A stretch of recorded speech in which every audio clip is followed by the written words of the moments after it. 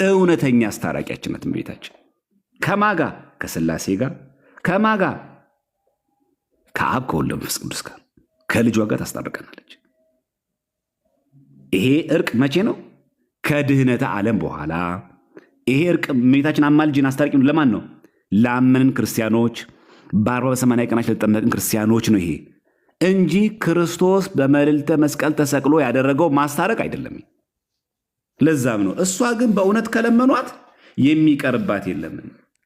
ይቅር በይ እንዲለን ለምኝልን ስንላት ማራቸው ይቅር ብላችኋለች እንጂ እመቤታችን እኛ የሰራነው ኃጢአት ደግማ እያሳሰበችብን፣ አየህ ልጄ ወዳጅ አንተ ሞተላቸው ተሰቅለህላቸው እንዲዋጋ ከፍለላቸው እነሱ ግን እንደዚህ ናቸው ብላ ኃጢአታችን ሳትናገር ሳታሳስበው እሱ ያውቀዋላ ምን መድገም ያስፈልገዋል። ድንግል ማርያም ግን እንዲጸናብን በደሉ ላይ ኃጢአትና መቅሰፍት እንዲወርድብን ሳይሆን ምሕረት ከልጇ እንዲመጣ ትለምናለች ነው የሚል። ስለዚህ እኛ ምንላት እመቤታችንን በጌታችን በኢየሱስ ክርስቶስ ፊት እውነተኛ አስታራቂ ሆነሽ አስበሽ ታሳስቢ ብለን የምንለምደው ከዚህ የተነሳ ይሄ ገጽ ስንት ላይ ነው? 81 ላይ ነው። ከእንደገና ምንድነው? ስርዓተ ቅዳሴ ምዕራፍ 9። ይሄ የክርስቶስን አስታራቂነት ክርስቶስ በመልዕልተ መስቀል ተሰቅሎ ያደረገውን የማዳን ስራ አይገናኝም። ይህ ማወቅ አለብን። ስጋው ደግሞ ስንቀበልስ ምን እናደርጋለን? ልክ እመቤታችን አሳሰበች። ይቅር አለን ጌታችን። በቃ ይቅር ብያቸዋል ሲል ምን እንደሚያደርገው በእሷ ምልጃ ብቻ ነው ድነት የምናገኘው አይደለም። ይሄ ምልጃም ወዴት ያደርሳል? ወደ ስጋው ደግሞ። ስጋው ደግሞ ስንቀበልስ በስጋው ደግሞ ይታረቀናል። አያችሁ እዚህ ጋር የእሷ ማስታረቅ ምንድነው? ምልጃ ነው። የክርስቶስ ማስታረቅ ግን ምልጃ አይደለም። አያችሁ ድህነተ ዓለም ነው፣ ካሳ ነው፣ ሪኮንሲሌሽን። ክርስቶስ በመልዕልተ መስቀል ላይ ያደረገው ማዳን አንደኛ ማይደገም ነው። የድንግል ማርያም ግን ማስታረቅ ይደገማል። ሁለተኛ ክርስቶስ ፈጣሪያችን ነው፣ ድንግል ማርያም ደግሞ ፍጡር ናት። አያችሁ ሶስተኛ የክርስቶስ ማስታረቅ ምልጃ አይደለም። እባክን አብ ሆይ ማራቸው፣ እባክን ወልድ ሆይ መንፈስ ቅዱስ ሆይ ማራቸው ብሎ ምልጃ አይደለም። ራሱ ታራቂ፣ አብም ታራቂ፣ መንፈስ ቅዱስም ታራቂ ነው።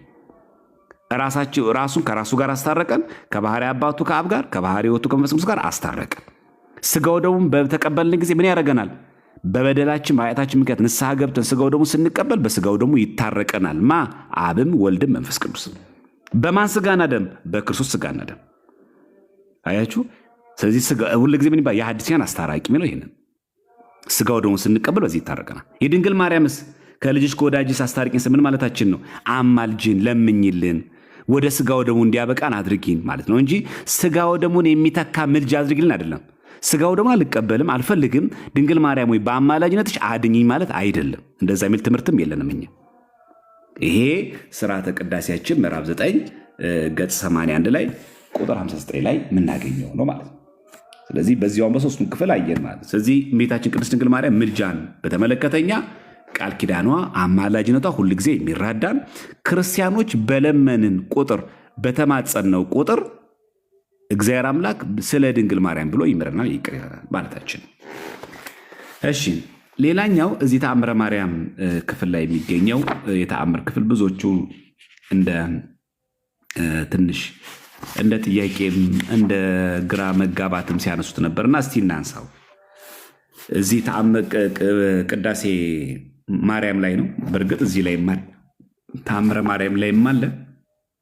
እዚህ ቅዳሴ ማርያም ምዕራፍ 2 ላይ ገጽ 224 ላይ ማለት ነው ታሪክ ይላል።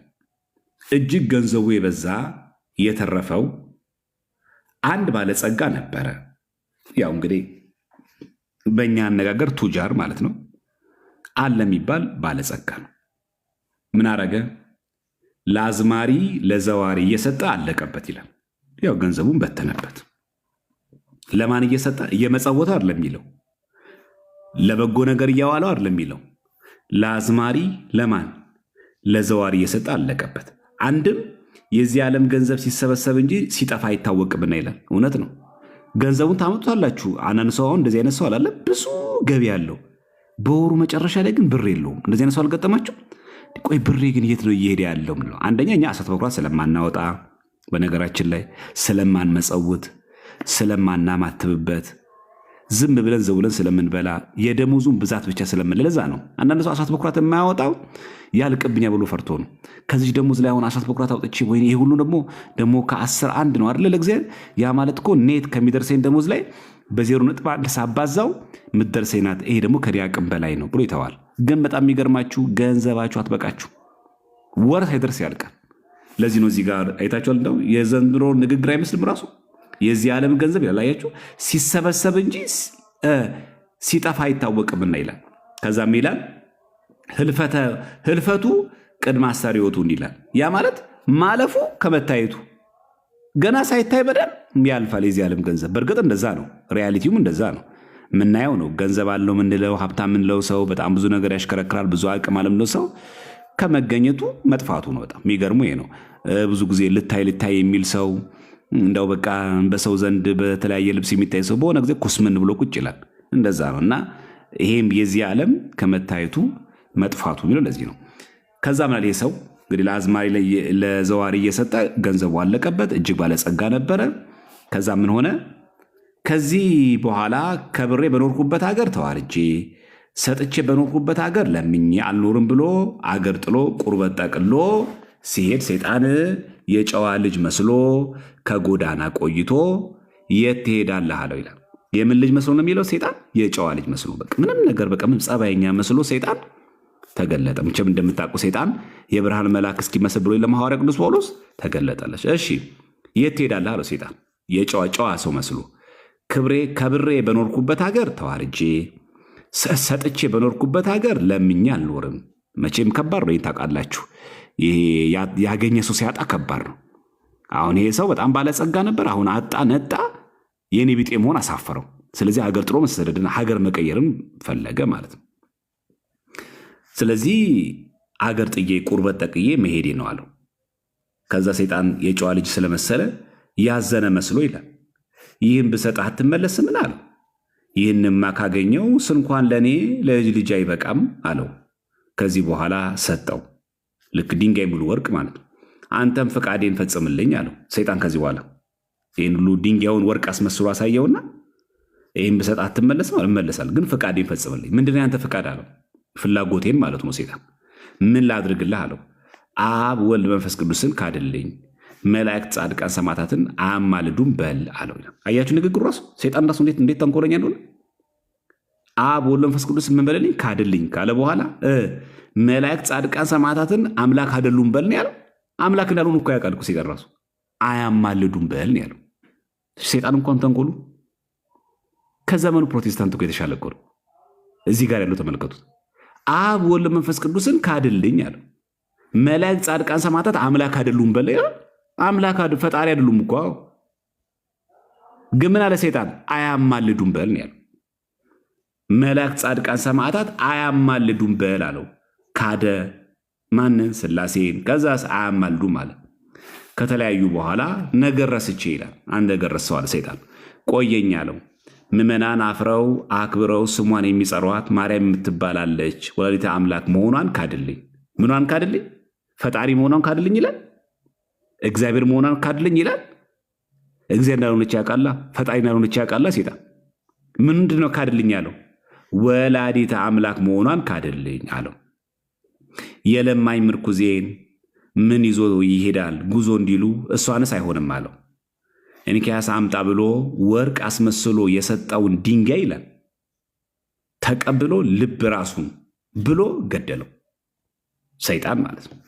መላእክተ ጽልመት አሁን በደንብ ስሙ እዚህ ጋር መላእክተ ጽልመት ነፍሱን ከስጋው ለይተው እጅ አድርገውታል።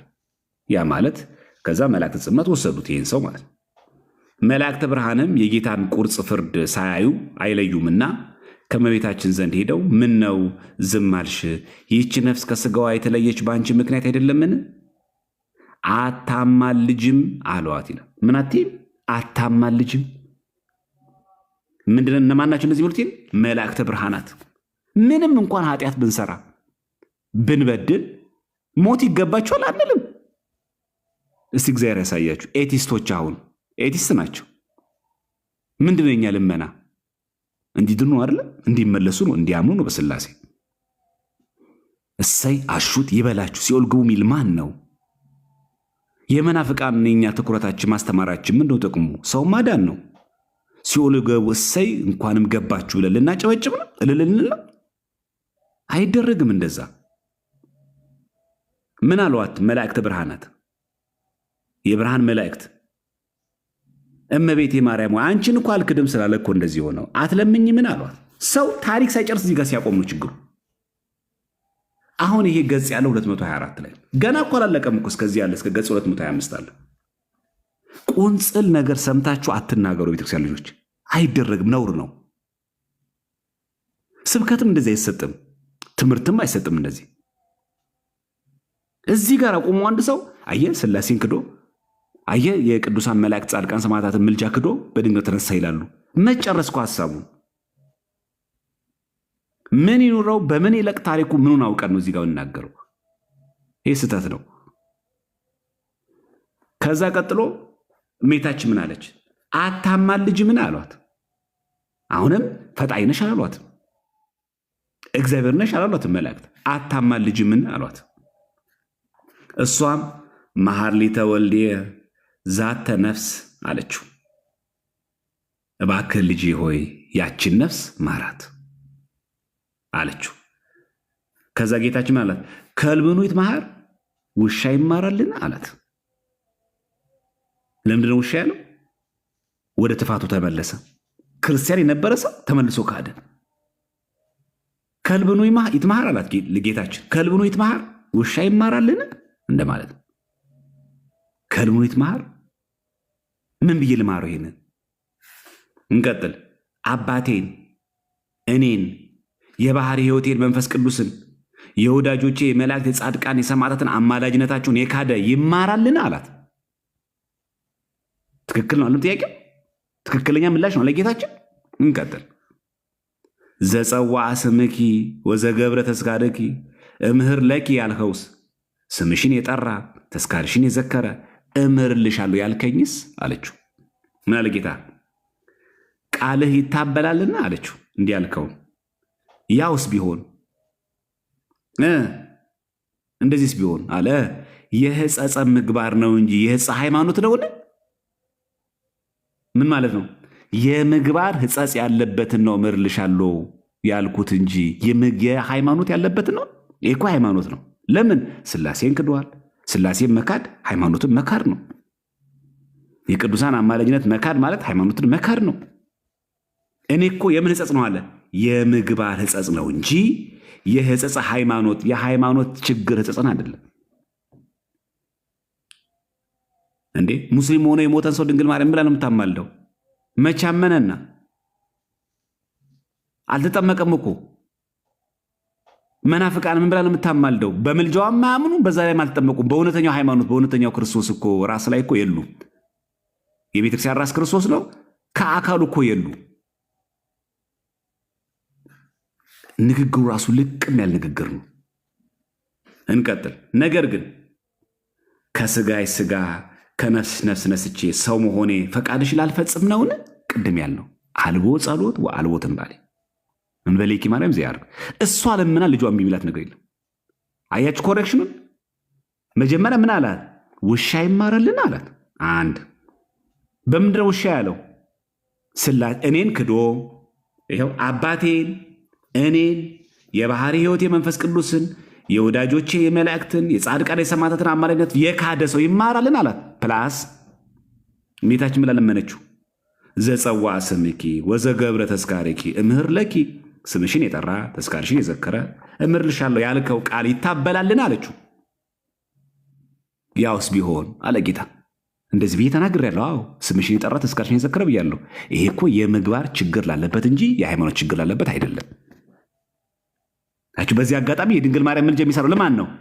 ላልተጠመቀ ሰው ነው? አይደለም። ላልቆረበ ሰው ነው? አይደለም። ሜሮን ላልተቀባ ሰው ነው? አይደለም። ለመዳን የሚያስፈልጉ ምስጢራት ላልፈጸመ ሰው ነው? አይደለም። ለምንድነው ጤነኛ ማንሆኑ ክርስቲያኖች? ለምንድነው መጽሐፉ የማይናገሩ እኛ የምንናገረው መድረክ ላይ ወጥተን? መች ይላል እነዛ ቃሉ ራሱ ጌታ እኮ እዚህ ጋር ራሱ እየተናገረ ነው። የሕጸጸ ምግባር ነው እንጂ የሕጸ ሃይማኖት ነውን አለ። በፈለግነው ቅዱስ ብናመጣ መካነን የረገጠ ደብርህ የመጣ ስጋው ደሙን እንደተቀበለ አድርጌ ቆጥር የሚለው ቃል ንግግሩ ለስጋው ደሙ አበቃዋለሁ ማለት እንጂ የደብረ ሊባኖስን ገዳም የረገጠ ሰው ተመልሶ ቺቺኛ ሰፈር እየዋለ በየፈለገው አጋጣሚ ያመሸን ናይት ክለብ ቢዘሙት ቢደንስ ቢጨፍር በቃ ደብረ ሊባኖስ ረግጧልና ገነት አስገባዋለሁ ማለት አይደለም። ቢክድ መናፍቅ ቢሆንም ችግር የለው ማለት አይደለም። ይሄ የሚያገለግለው ለማን ነው? ሕጸጸ ምግባር ያችሁ ክርስቲያን ሆኖ በ48 ተጠምቆ እያስቀደሰ ግን የምግባር ጉድለት ያለበት የሥነ ምግባር ችግር ያለበት ሰው የሃይማኖት አይደለም የሥነ ምግባር ችግር እሱ ነው ቃል ኪዳኑ። ከዛ ግን ምን አለ?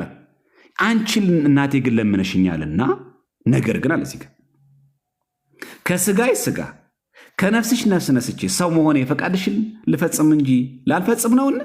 ምሬልሻለሁ አላት። አሁን እዚህ ጋር በደንብ ተመልከቱ። ይሄ ማለት ሥላሴን ክዶ የቅዱሳን ምልጃ ክዶ ዳንኤል አላለቀም ተአምሩ። እንኪያስ ከማርክልኝ አለችው። አየችው አላለቀም ተአምሩ። ምሬልሻለሁ ካላት በኋላ ምን አለች? ከማርክልኝ ነፍሱን ከስጋ አዋህደህ አስነሳልኝ አለችው። ምን በልልኝ? አስነሳልኝ። የሚያስነሳው ማን ነው? ወልደ እግዚአብሔር ኢየሱስ ክርስቶስ። አየህ ምን ካልክልኝ ነው የምትያለችው? ከማርክልኝ ገነት ገባ አይልም፣ ገና ነው። ምሬልሻለሁ አላት። ከማርክልኝ ምን አለችው? ከስጋው ጋር ነፍሱን ከስጋው ጋር አዋህደ አስነሳልኝ አለችው። ይቀጥላል። ነፍሱን ከስጋው ጋር አዋህዶ አስነሳላት። ከዛ ምን አለችው? ለምን ካድክ አለችው። እግዚአብሔር ስሙ የተመሰገነ ይሁን። ሥላሴ ክዶ ጸደቀ ይላል። ለምን ካድክ አለችው። አያችሁ እዚህ ጋር የኔ አማላጅነት ካለ ምን ችግር አለ? ሥላሴን ብትክድ የቅዱሳን ጻድቃን መላእክትን ምልጃ ብትክድ ችግር ነው ምን ያለ ሁሉን ያለችው። ለምን ካድክ? ይኸው እዚህ ጋር ለምን ካድክ? ከዛ ምን አለችው አላት። እሱ ባጣ አላት። ባጥቼ ነው አላት። ምን አለችው? ሜታችን ያጣ ይለምናል እንጂ ይክዳልን? ይኸው ያጣ ሰው ምን ይላል? ይለምናል እንጂ ይክዳልን? ለምን ትክዳለህ? ኮሬክሽን አለው። በቃ ሥላሴን እየካድክ በቸገረ ቁጥር ባጣ ቁጥር ኪስ ባዶ በሆነ ቁጥር ለገንዘብ ብለህ ለእንጀራ ብለህ ለውሃ ብለህ ለመጠጥ ብለህ ሥላሴን ካድና ገነት ትገባለህ አይልም። ይህ እኮ የሚያሳየው ምንድን ነው? አንድ ሰው ሥላሴን ክዶ ክርስቲያን የነበረ ሰው ነው። እንግዲህ በ48 የተጠመቀ ሰው ነው። ሥላሴን ክዶ ገነት ገባ የሚል የቱ ጋር ነው ያለው? እዚህ ጋር እምሬልሻለሁ ካላት በኋላ በቃ አትልም ቤታችን። እዚህ ጋር እኮ እምሬልሻለሁ ብሏታል እኮ። በቃ ገነት ግባ ቻው ደህና ሁን ለምን አትለው? ምን አለችው እሷ? እንኪያስ ከማርክልኝ ነፍሱን ከስጋ አዋህዳ አስነሳልኝ። ነፍሱን ከስጋ ጋር አዋህዶ አስነሳልኝ አለችው። የሚያስነሳው ክርስቶስ ስለሆነ ነፍስ ከስጋው አዋህዶ አስነሳላት። የሚያስነሳ ክርስቶስ ስለሆነ ለምን ካድክ አለችው። ባጣ አላት። ያጣ ይለምናል እንጂ ይክዳልን? አሁንም ከዛ ምን አለችው? ከልጄ አማልጄ እንዲህ ካለ ቦታ ምግብን አዘዋልሃልና፣ ያው ተቸግሮ አይደለም እንትን ያለው አዞልሃልና ሂድ አለችው። በዚያችን ቦታ አንድ ባለጸጋ ነበረ። አንዲት መልከ መልካም ልጅ ነበረችው። ባለጸጋ መጥቶ ልጅህን ስጠኝ ያለው እንደሆነ ልጄን በመልክ አትተካከላትም ይለዋል። መልከ መልካም መጥቶ ስጠኝ ያለው እንደሆነ ልጄ በገንዘብ አትተካከላትም ይለዋል። እንዲህ አድርጎ ከፍቅሩ ጽናት የተነሳ ያኖራት ነበር። በዚያች ቀን እመቤታችን ከቤተ ክርስቲያን እንዲሄድ አድርገዋለች። የባለጸጋ ጸሎት አጭር ነውና የሰጠኸኝን አትንሳኝ፣ ይችን አንዲት ቅንጣት ልጄን ባርክልኝ ብሎ ተቀመጠ። ወዲያው ተደመመ ማለት ነው፣ ተመስጦ። ያም ሰው ጠፈሩን እያየ ሲዞር ከእሱ አጠገብ ደርሶ ቆመ። ልጅህን ከብትህንም ለዚህ ሰው ስጠው አለችው እመቤታችን። ቀና ቢል አየው። ከዚህ በኋላ ወስዶ ልጁን ከብቱንም ሰጥቶ ወዲያው አረፈ። እሱም ቆርቦ የእመቤታችንን ስሟን ሲጸራ ዝክሯን ሲዘክር የሚኖር ሆኗል። የእግዚአብሔር ስሙ የተመሰገነ ይሁን። ምን ሆነ? ሞተ። ያሰው ከአንዲት ባለጸጋ ልጅ ጋር አግብቶ ምን ሆነ? እሱም ቆርቦ የት ገባ? ንስሐ። የቆረበው ሥላሴ እንደካደ ነው። የቆረበው የቅዱሳን መላእክትና ጻድቃን ሰማዕታትን ምልጃ ክዶ ነው አይደለም። እኔ ምን አይነት ሰዎች ቲክቶክ ላይ እንዳለን ያላቀም ብቻ ወይ ሙሉን ታሪኩን አናነብም የሆነ የተቆረጠ ጽሑፍ እናመጣለን፣ የተቆረጠ ቪዲዮ እናመጣለን፣ ሂደድርግም እናደርገዋለን። ታሪኩ ሥላሴ እንደካደ ነው የሚናገረው። በድህነት በችግር ምክንያት አንድ ባለጸጋ የነበረ ሰው እንዳየን። ከዚህ በኋላ ግን ሰው ምን ሆነ? እርሱም ቆርቦ አይደል የእመቤታችን ስሟን ሲጸራ ዝክሯን ሲያዘክር አይቱ ዝክር እየዘከረ ቀር አይደለም። ቆርቦ ለመዳን ከሚያስፈልጉ ሚስጥራት አንዱ ሚስጥረ ቁርባን። በድንግል ማርያም ምልጃ ብቻ አይደለም ገነት የገባው፣ እርሱም ቆርቦ አይለም። እዚህ ጋር የእመቤታችን ስሟን ሲጸራ ዝክሯን ሲዘክር የሚኖር ሆኗል። ከሞተም በኋላ በዚህ ጊዜ ያልፋል የማይባል መንግሥተ ሰማያትን አውርሰዋለችና እንዲህ አለ። የእግዚአብሔር ስሙ የተመሰገነ ይሁን። መንግሥተ ሰማያት የወረሰው መቼ ነው? ቆርቦ። ስለዚህ ሥላሴን ክዶ መንግሥተ ሰማያት ገባ የሚሉት ከየት ነው ያመጡት? ተነሳ እኮ ከሙታን፣ ሌላ ሕይወት እኮ ተጀመረ። አገባ እኮ ትዳር ጀመረ። ከዚህ በኋላ ምን ሆነ? ቆርቦ ንስሐ ገብቶ የካደውን ሥላሴ ይቅር በሉኝ ብሎ በመላእክት በጻድቃን በሰማዕታት ስም ምልጃ አምኖ በእመቤታችን አምኖ ከእንደገና ስሟን ሲጸራ ዝክሯን ሲያዘክር የሚኖር ሆኗልና ከሞተም በኋላ በዚህ ጊዜ ያልፋል የማይባል መንግሥተ ሰማያትን አውርሰዋለችና። የወረሰው መቼ ነው? ከዚህ በኋላ።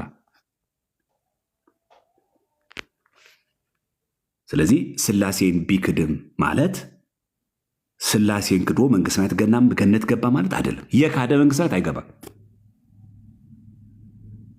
እንደዚህ የሚል ትምህርት የለንም እኛ እና የቤተክርስቲያን ትምህርትን በደንብ ልናይ ይገባል። ግልጽ ነው ሀሳቡ። ይሄ ነው። አሁን ይህን ከየት ያነበብነው? ከመጽሐፈ ቅዳሴ ገጽ ስንት ላይ 224 ጀምረን እስከ 225 አይልም። ዝም ብለን ልክ እንደ ፖለቲካ ፓርቲ እቃወማለሁ፣ እደግፋለሁ፣ እቀበላለሁ፣ አልቀበልም። ማነህ አንተ?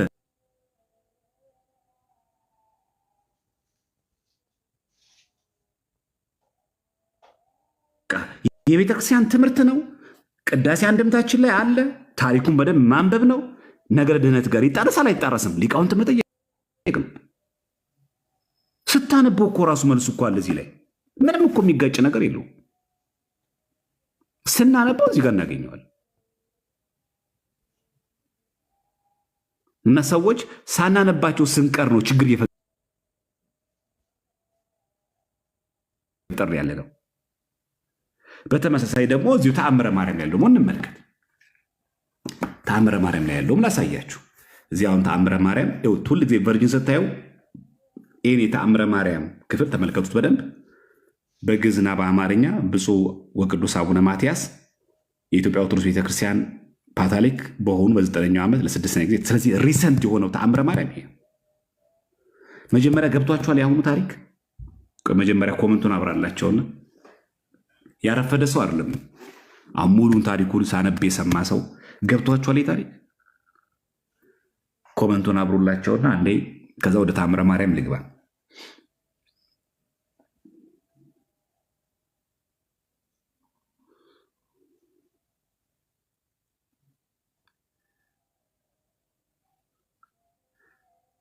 ግልጽ ነው ሀሳቡ አይደል? አሁን ባነበብነው የዚህ የቅዳሴ አንድምታ ላይ አሁን እዚህ በሰማነው እዚህ ቅዳሴ አንድምታ ላይ ሥላሴን ክዶ መንግሥተ ሰማያት ገባ ይላል። እንደዛ የሚል ክፍል አለ።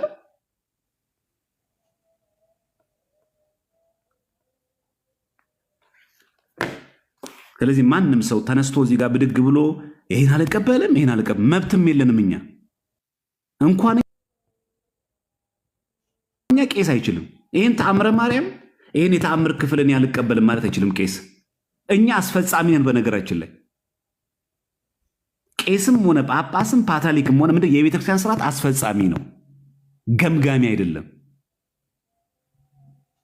ተአምር ነው ብላ ቤተክርስቲያን በሊቃውንት ጉባኤ አርማ አውጥታለች። ይህን በሚገባ ይህንን የመጣውን የመቀበል ነው ግዴታ ያለብን እንጂ እኔ ቄስ ነኝ አሁን ዛሬ ተረኛ ነኝ ሰሞነኛ ነኝ ግን ይህንን ተአምር ክፍል ስለማልቀበል ማለት አይችልም።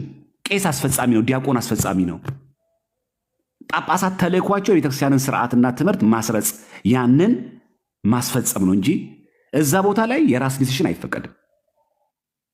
በቀኖና ደረጃ ነው በስርዓት ደረጃ ነው አንድ ሊቀ ጳጳስም ውስን የሆነ ስልጣን ያለው።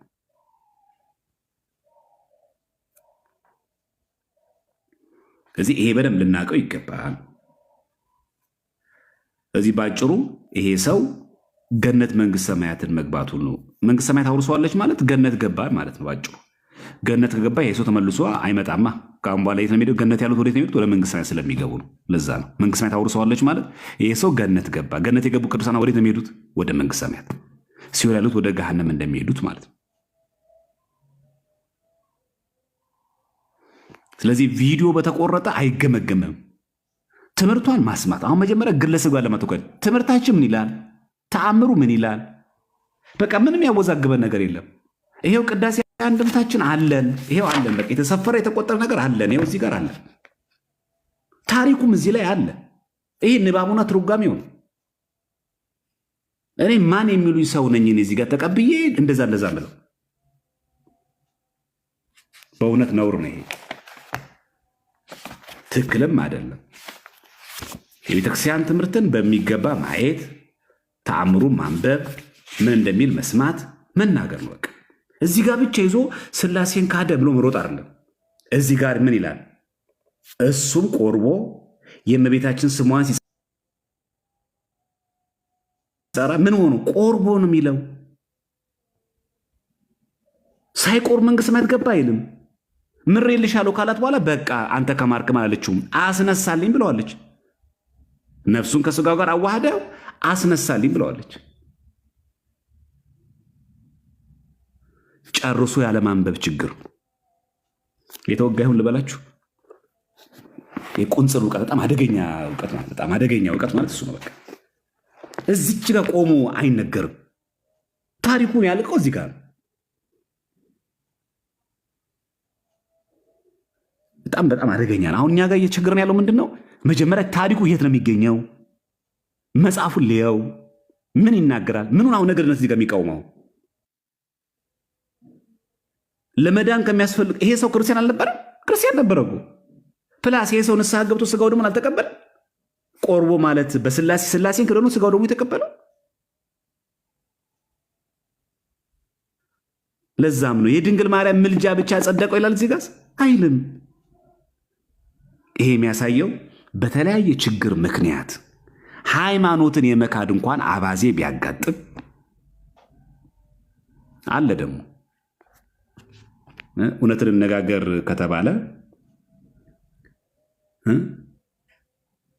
ያኛው የሀገራችን ሰውየው አባባ ቢደውል ማይክድ ማን አለ?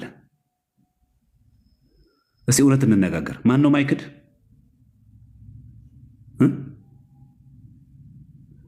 አሁን እዚህ ሲወረቀላል ይመስል በቃ ኦርቶዶክስ ሆነ ሚኒስተር ትሆናለህ። አንገተ ላይ ክር ማሰር ግን አትችልም። ክር ትበጥስና እግዚአብሔርን ካድና ሚኒስተር ትሆናለህ ሲባል ማይክድ ማን አለ? እኛ ጋር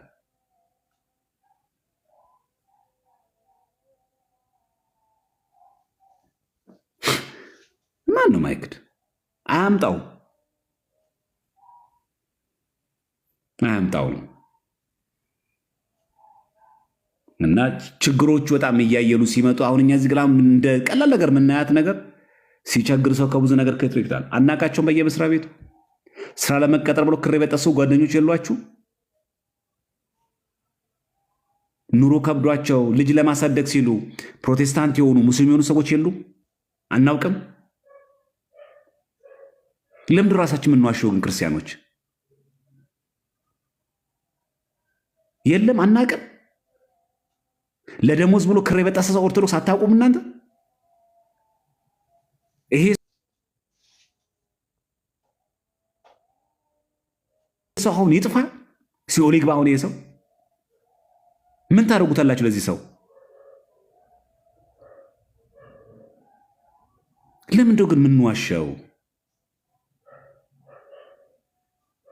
ይሄ በጣም ጥመት ነው። እሺ ወደ ታምረ ማርያም ደግሞ ልሰዳችሁ። ኮመንት አጥፉላቸውና ወደ ታምረ ማርያም ደግሞ ልሰዳችሁ።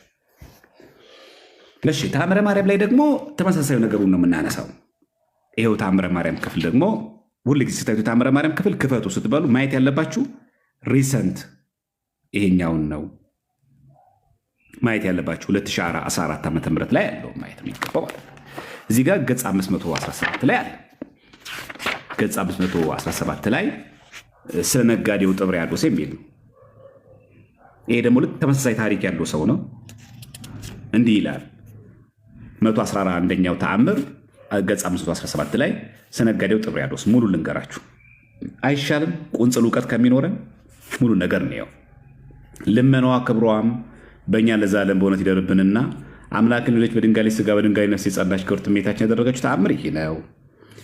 ቅፍት የሚባል አገር ስሙ ጥብርያዶስ የሚባል በወንድ ባሪያ በሴት ባሪያ በብርና በወርቅ በላሞችና በግመሎችም እጅግ የከበረ በየብስና በባህር የሚነግድ አንድ ነጋዴ ነበረ። ልብ በሉ፣ ማነው ስሙ የሚባለው? ጥብርያዶስ። የሴት ባሪያ ያለው፣ ያ ማለት የአገልጋዮቹ የገረዶቹ ብዛት፣ የባሪያዎቹ ብዛት፣ በዛ ላይ በብር በወርቅ በላሞች በግመሎች እጅግ የከበረ ነጋዴ ነው። ከብሮ ብዙ ዘመን ከኖረ በኋላ በሱ ላይ ዘመን ተለወጠበትና መቼም ያው ታውቃላችሁ፣ ክስረት ይኖራል፣ መክሰር። ገንዘቡ ሁሉ አለቀ፣ አኗኗሩ ጎሰቆለ፣ ረዳቶቹ ተበተኑ፣ ባሮቹም በችጋርና በመከራ አለቁ። እሺ ክብሩንም እንደተዋረደና ደስታውም ወደ ሐዘን ወደ ትካዝ እንደተመለሰ ባየ ጊዜ ልቡናው ታወከበትና መታገስ ተሳነው። የደረሰበት ያውቀዋል። ያጣ ሲያገኝ ያገኘ ሰው ሲያጣ፣ ጤናኛው ሲታመም፣ ትላንትና እንደ ልባችሁ ስታደርጉት የነበረው ነገር ዛሬ ሳይኖር ሲቀር እንዴት እንደሚከብደት ታውቁትም።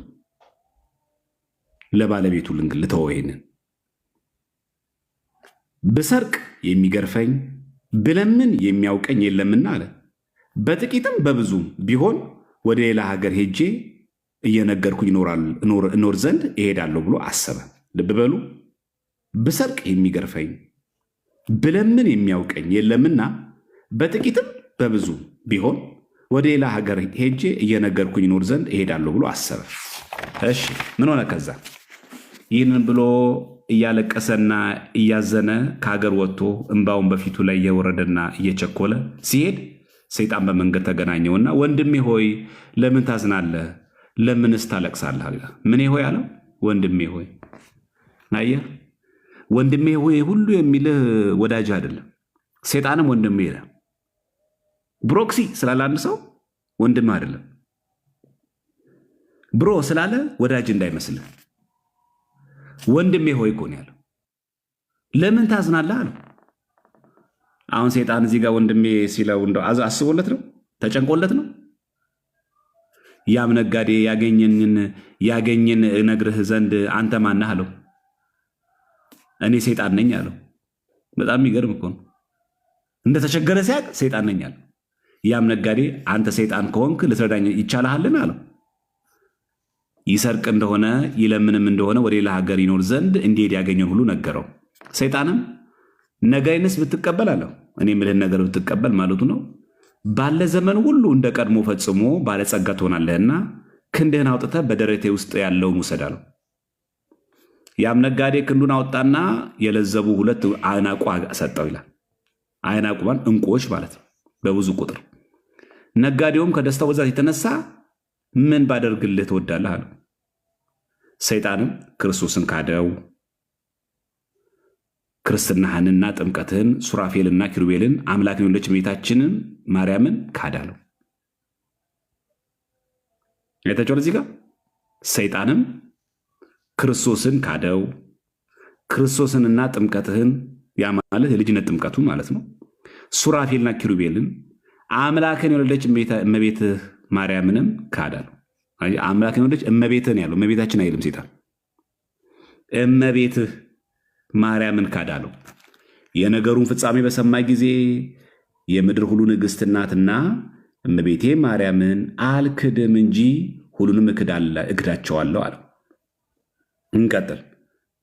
ይሄ ሰው ማንን አልክድም ማለት? እመቤታችን ቅድስት ድንግል ማርያም። ሌሎቹን ክርስቶስንና ጥምቀትን ሱራፌልና ኪሩቤልን አቃለው ነው። እንቀጥል። ሰይጣንም ማርያምን ካልካድካት የምትሰራው ሁሉ አይረባህም ብሎ ከሱ ተሰውሮ ትቶት ሄደ። ክርስቶስን እክዳለሁ ብሎ እኮ ሱራፌልና ኪሩቤልን እክዳለሁ ብሎ ጥምቀትንም እክዳለሁ ብሎት ማርያምን ካልካድካት የምትሰራው ሁሉ አይረባህም ብሎ ተሰውሮ ትቶት ሄደ። ማን? ሰይጣን።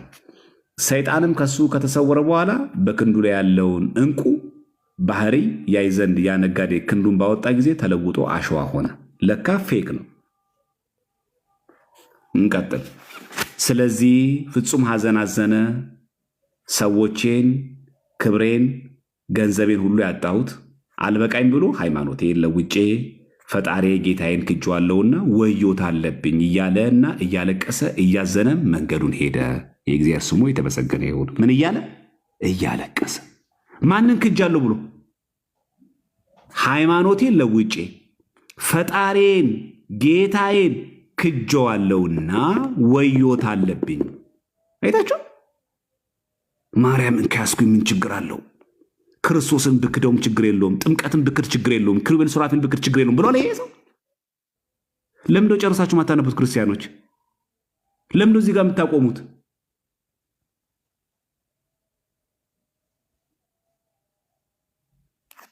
ትንሽ ዝቅ ማለት ምን ይከብዳል? አሁን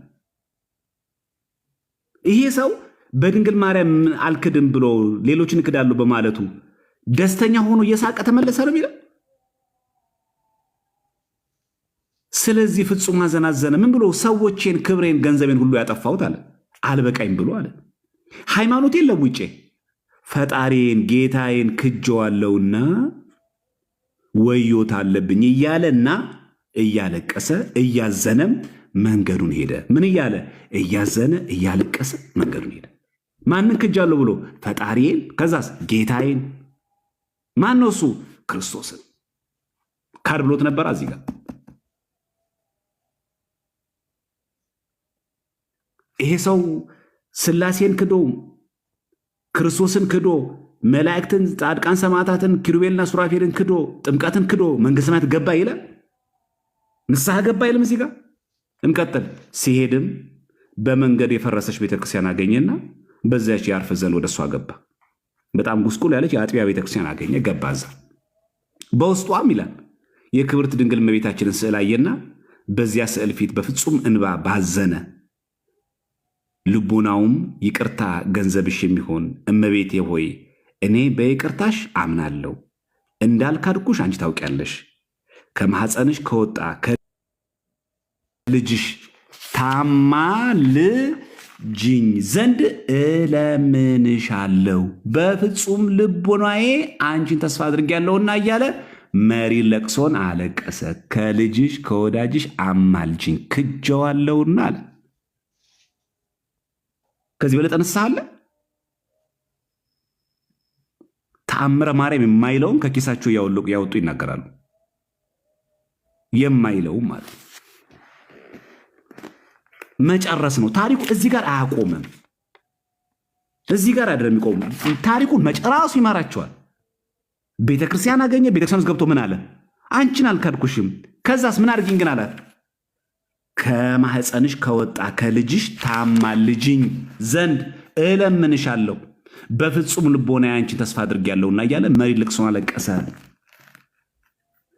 ከለቅሶም ብዛት የተነሳ በተኛ ጊዜ ይቅር የምትል አምላክን ወደች እመቤታችን ከልጇ ጋር ተገለጸችለት። የእግዚአብሔር ስሙ የተመሰገነ ይሁን። ከማን ጋር ተገለጸችለት? ከልጇ ጋር። ጌታችንም በዙፋን ላይ ተቀምጦ ሳለ እመቤታችን በፊቱ ቆማ ልጄ ሆይ የዚህን ኃጥእ ምስኪን ሰው ኃጢአቱን ይቅር ትለው ዘንድ እለምንሃለሁ አለችው። ኮሬክሽን። ቅድምን ነበረ ኮሬክሽን፣ እዚህ ጋር ማስተካከያ። ስላሴን ክዶ ሲሞት ምን አለች? ነፍስ ከስጋውን አዋሃድ። ለምን ካድክ? አጥቼ ብታጣ ስላሴ ለምን እንጂ ካላለችው አስተካከለችው። እዚህ ጋር ተመሳሳይ ምን አለችው እመቤታችን? የዚህን ኃጥእ በፊቱ ቆማ እኮ ነው። ልጄ ሆይ የዚህ ኃጥእ ምስኪን ሰው ኃጢአቱን ይቅር ትለው ዘንድ ለምን እና ዛሬ በትዳር የከዳ የለም እንዴ? ለምን ነው ተአምረ ማርያም ለፊታችን ሲሆን የሚጠቁርብን? አንተዋወቅም እንዴ ክርስቲያኖች? ለሀብታም ባል ብላ ለሀብታም ሚስት ብሎ ክር የበጠሰ ሰው አናውቅም እንዴ? ለምን ነው እናሽቃብጠው?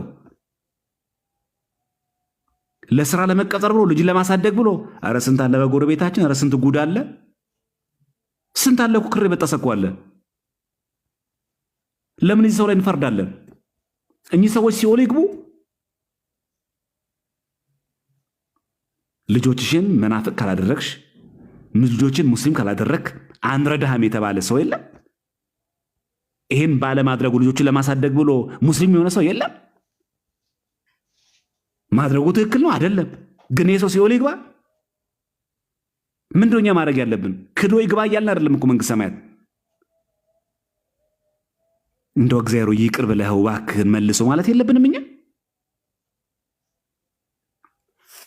ጌታም ከመላእክቶች ጋር ክዶኛልና ይቅር አልለውም ማለት። የልጇንም ቃል በሰማሽ ጊዜ ልጄ ሆይ የዚህን ኃጥእ ምስኪን ኃጢአቱን ይቅር ትለው ዘንድ እለምንሃለሁ፣ በጠባኸው በጡት ወይም አማጽኝሃለሁ እያለች መሪር ልቅሶን በፊቱ አለቀሰች። ቃል ኪዳኑ አሁንም በእኛ ይድረስብልን፣ በእውነት ይደረግልን ለሁላችንም። ለገንዘብ ብለን ሥላሴን ለካድን፣ ለገንዘብ ብለን ክር ለበጠስን፣ ለገንዘብ ብለን ሳናማትም የምንበላ ሰዎች አለን። ሀብታም ለመሆን ፈልገን ብዙ ነገር ውስጥ የገባን ሰዎች አለን። ጠንቋ ቤት የሚሄድ ሰው አለ። ዘንዶ የሚቀልብ ሰው አለ። ገንዘብ ፍለጋ። ድንግል ማርያም ግን አለች በጠባኸው በጡቴም አማጽኝሃለሁና እያለች መሪ ለቅሶን በፊቱ አለቀሰችለት። ጌታችን ኢየሱስ ክርስቶስም የዚህ የከሃዲው ሰው ለዘላለም ኃጢአቱን ይቅር አልለውም አላት። ከመላእክት ጋር ክዶኛልና ክርስትናውንም ጥምቀቱንም ንቆ ክዷልና አላት። ያችሁ ድህነት በዚህ ይገኛል።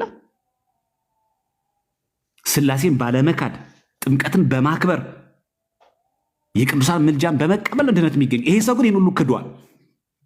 ይህም በሰማች ጊዜ ልብሷን ቀዳ ስለኔ ብለህ ይቅር ካላልከው ብላ ጡቶቼን አውጥታ ጡቶቼን እቆርጬ እጥላቸዋለሁ፣ ጉንጮቼንም እሰነጥቃቸዋለሁ አለች። ሰነጠቀችው አይልም፣ እሰነጥቃለሁ አለች።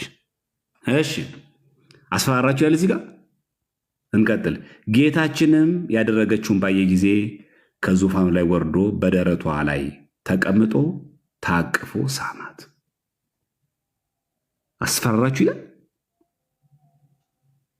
ይህም ባየች ጊዜ ምን አለ? ደነገጠ ይላል ወይስ ከኪሳችሁ ነው የሚጨምሩት ትርጓሜ? ምን ታርግ ድንግል? አልምረውም፣ እኔን ክዶኛል፣ ጥምቀትን ክዶኛል፣ በቃ አልተሳካለኝም እና ሲኦል ግባት ባለው ድንግል ማርያም። ሲኦል እንዴት የምታስቡት እናንተ ክርስቲያኖች? አልምርም አለ። ልክ ነው ጌታችን፣ ፈትሐ በጽድቅ ነው።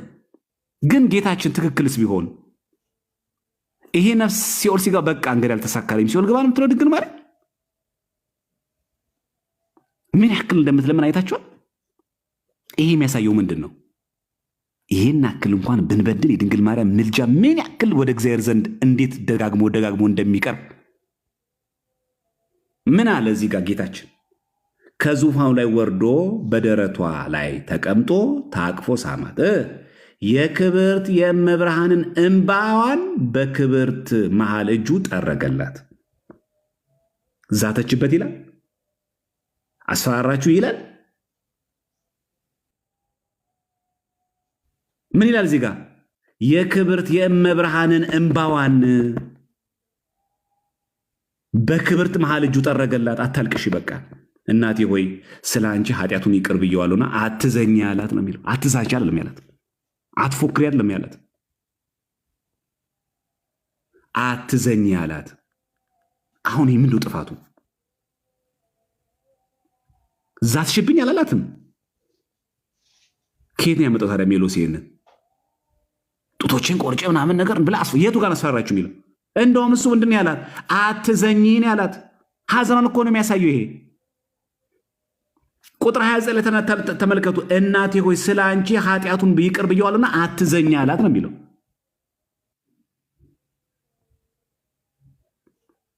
እመቤታችንም ወደዚያ ሰው ሄዳ ከእንግዲህ ወዲህ ሁለተኛ አትበድል አለችው። ስሙ የተመሰገነ ይሁን።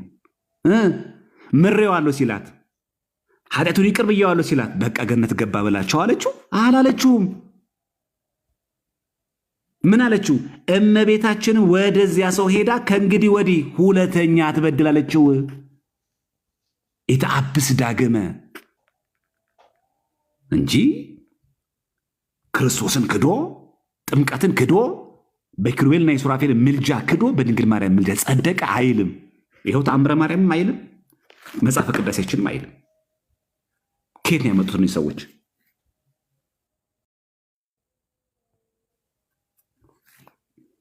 ከዛ ምን አለችው? ስለ ነፍስ ድነት አለችው። ምሬልሻለሁ ብሏታል። እዚህ ጋር አለ አትበድል ብላ አቆመች። አሁንም አላቆመችው ድንግል ማርያም። ስለ ነፍስ ድነት። ስለምን ድነት? ስለ ነፍስ ድነት እኔ ያለሁልን ያለችው። ዝክሬን ዘክር ብቻ ነው ያለችው። ተመልከቱ። ስለ ነፍስ ድነት በሕይወተ ሥጋ ሳለ ተነስተ እግዚአብሔርን ለምነው አለችው። ምን ግባ ማለት ነው? ንስሐ ግባ። ስለምን ድነት? ስለ ነፍስ ድነት። ማን ነው የሚለመነው? እግዚአብሔር። ምን እንዲል? ይቅር እንዲል። ስለምን? ስለ ነፍስህ ድህነት። እልል ያለ ወንጌል እኮ ነው ይሄ። እልል ያለ ወንጌል። እግዚአብሔርን ሲክድ ለምን ትክዳለህ የምትል፣ ሁለተኛ አትበድል የምትል ፕላስ ደግሞ ምን አለችው? ስለ ነፍስ ድህነት በሕይወተ ሥጋ ሳለ ተነስተህ እግዚአብሔርን ለምነው አለችው። ቀጥሉ። ከዚህ በኋላ ከሱ ተሰወረች። ያም ሰው ከመኝታው ተነስቶ ወደ ገዳም ሄዶ በዚያ ውስጥ መነኮሰ፣ መነነ፣ ንስሐ ገባ። ስለ ኃጢአቱ ስሬት እግዚአብሔርን ዘውትር ያገለግል ነበረ። ይኸው አለቀ እኮ ነገሩ። ስለምኑ ስሬት? ስለ ኃጢአቱ ስሬት እግዚአብሔርን ዘወትር ያገለግል ነበረ። ክብርት ድንግል እመቤታችንም አርፎ መንግሥተ ሰማይ እስኪገባ ድረስ ባለ ዘመኑ ሁሉ ሲያመሰግናት ኖረ። ልመናዋ ክብሯ በእኛ ለዘላለም በእውነት ይደርብን፣ አሜን ይላል። እሺ ኮመንት አብራላቸውና ይህስ ግልጽ ነው። አሁን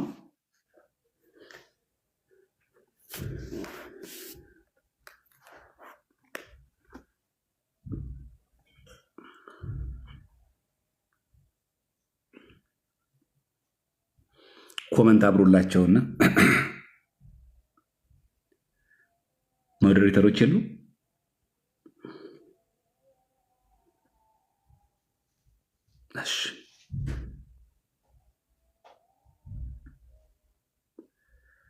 እሺ ግልጽ ነው ሀሳብ።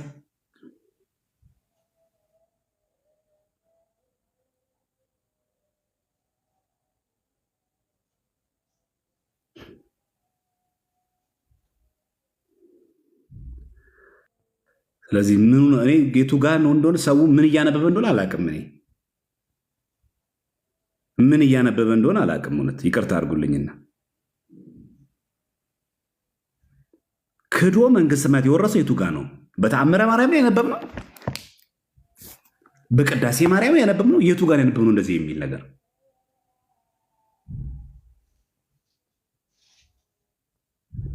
እና እግዚአብሔር አምላክ ለሁላችን ማስተዋል ጥበብ ይስጠን። ዋናው ዓላማችን እውነታውን ትምህርት አውቆ በእውነት ትምህርት መጽናት ስለሆነ እግዚአብሔር መጨረሻችን ያሳምርልን። በእውነቱ ይሄ ይመስላል።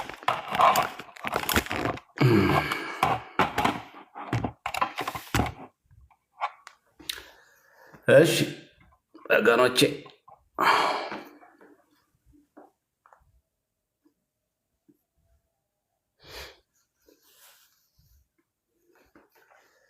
ለዚህ ሁል ጊዜ ምንድን ማድረግ ያለብን? አሁን ወደ ሶሉሽን ስንመጣ ግልጽ ከሆነ ሁል ጊዜ ምንም ነገር ጽሑፍ ስታነቡ የተቆረጠ ጽሑፍ አይታችሁ የተቆረጠ ቪዲዮ ታይቶ መቀበል አይባልም። በቤተ ክርስቲያናችን ስርዓት አምልኮ መጽሐፍት ውስጥ አለ ወይስ የለም? ካለ ትርጉም ምንድን ነው? ካልገባ ሊቃውንት መጠየቅ አለቀ። የትኛውም ቅዱስ ብናመጣ የትኛውንም ጻድቅ ብናመጣ የድንግል ማርያም ምልጃ ብንጨምር ስጋ ወደሙ ሳይቀበል ሥላሴን ሳያምን መንግሥተ ሰማያት ገባ የሚል አንድ የለም። ሥላሴን የካደ ሰው ነበር? አዎ ነበረ። ድንግል ማርያም ምን አደረገችው?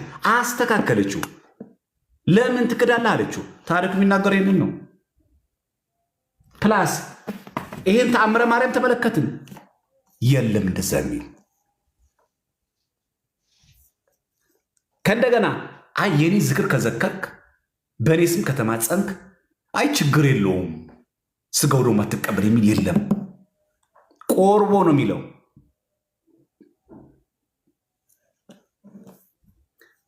ስለዚህ ስልካችሁን ብቻ ሳይሆን አስተሳሰባችሁንም አብዴት አድርጉት። እሺ ክርስቲያኖች፣ እኔም እንደዚህ የምላችሁ ዝም ብሎ ቨርዥን ብቻ ለሚስተካከል አስተሳሰብን ንባብን ማሳደግ አስፈላጊ ነው።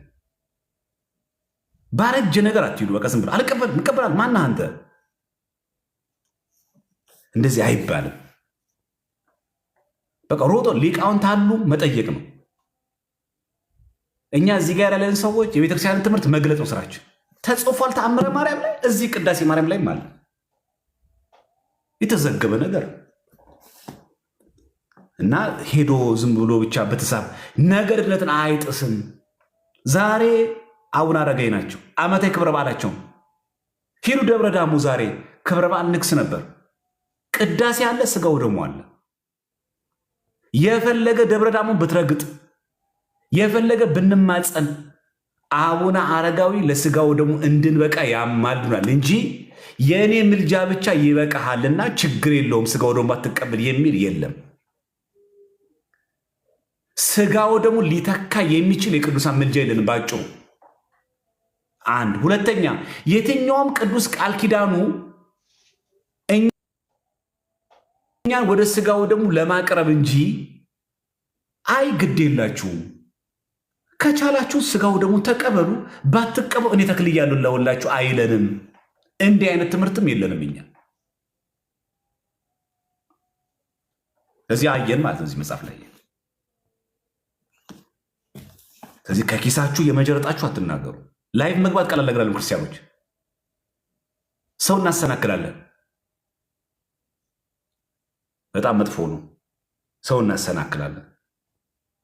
እርግጠኛ ባልሆነው ባልተነበበ ባላየነው ጉዳይ ስንናገር ሰው እናሰናክላለን። ሰው ደግሞ ይጠፋል በጣም። ይሄ ጥሩ አይደለም። ስለዚህ ሁሌ ስንገባ እርግጠኛ በሆነው ባነበብነው ስለ ሰው ለምናወራው አሁን ቅድም አነሳለ ምን የሚል ነው? አልቦ ጸሎት ወአልቦ ትንባሌ እንበሌኪ ማርያም ዘያርግሎ አለ። ምንም አይነት ልመናም ሆነ ጸሎት ድንግል ማርያም ያላንቺ የሚያደርግ የለም አለ። እዚህ ቅዳሴያችን ላይ ቅዳሴ አንድምታ ያላችሁ ሶፍት ኮፒ ገጽ 6 ተመልከቱ አለ። ኩልጭ ብሏል። ምን ማለት ነው? ወይ ሊቃውን መጠየቅ እዛው አለ። ታማልዳለችና ነው የሚለው። የክርስቶስን የማዳን ስራ ሊተካ የሚችል እኛ ምልጃ የለንም። ይሰማችኋል ክርስቲያኖች? በተአምረ ማርያምን በዚህ በኩልም አንብቡት። በዚህ በቅዳሴ ማርያም ላይም በደንብ አንብተው ተመልከቱት።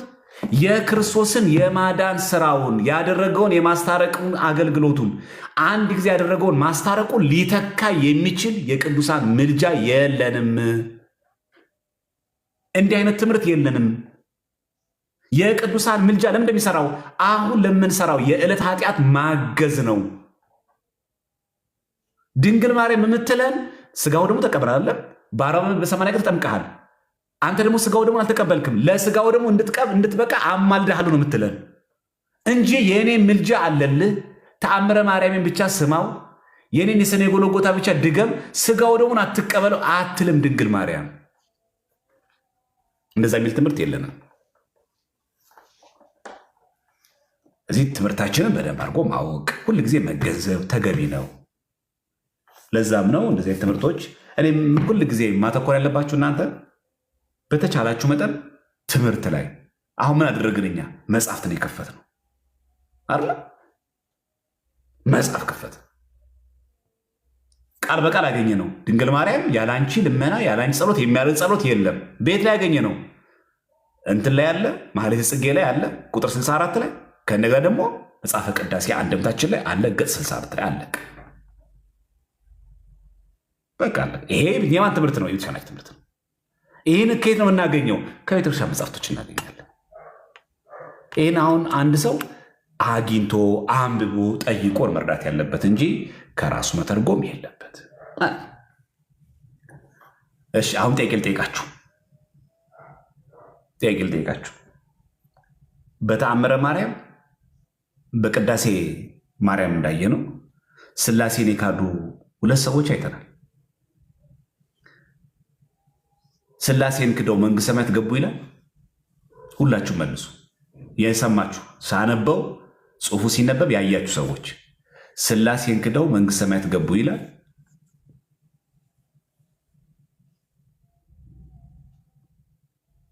እሺ ካየነው ከሁለቱም ተአምራት የሁለቱም ጥፋት አንድ አይነት ነው። ሥላሴን መካድ የቅዱሳን ምልጃ መካድ ነው። ስጋው ደግሞ ሳይቀበል የካደውን ሥላሴን ሳያምን ስጋው ደግሞ ሳይቀበል ለመዳን የሚያስፈልጉ ሚስጥራትን ሳይፈጽም መንግስት ሰማያት ገባ የሚል አንብባችኋል?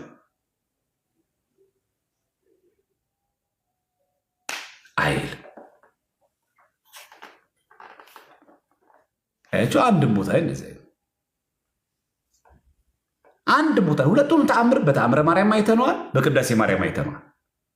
አንድ ቦታ ላይ ያም የካደውን ሥላሴ ሳያምን በንስሐ ሳይመለስ ስጋው ደግሞ ሳይቀበል በድንግል ማርያም ምልጃ ብቻ መንግስት ገባ የሚል የለንም።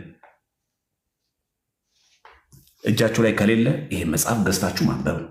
ገበያ ላይ አለ ተአምረ ማርያም። ይኸው ይሄ መጽሐፍ ቅዳሴ አንድምታ ነው፣ ገብታችሁ ማየት ነው። ቅዳሴ ማርያም አንድምታ ላይ ገጽ 224 እና 25 ላይ እና ቆንጥር አትሁኑ። እሺ ቆንጥር ጥሩ አይደለም።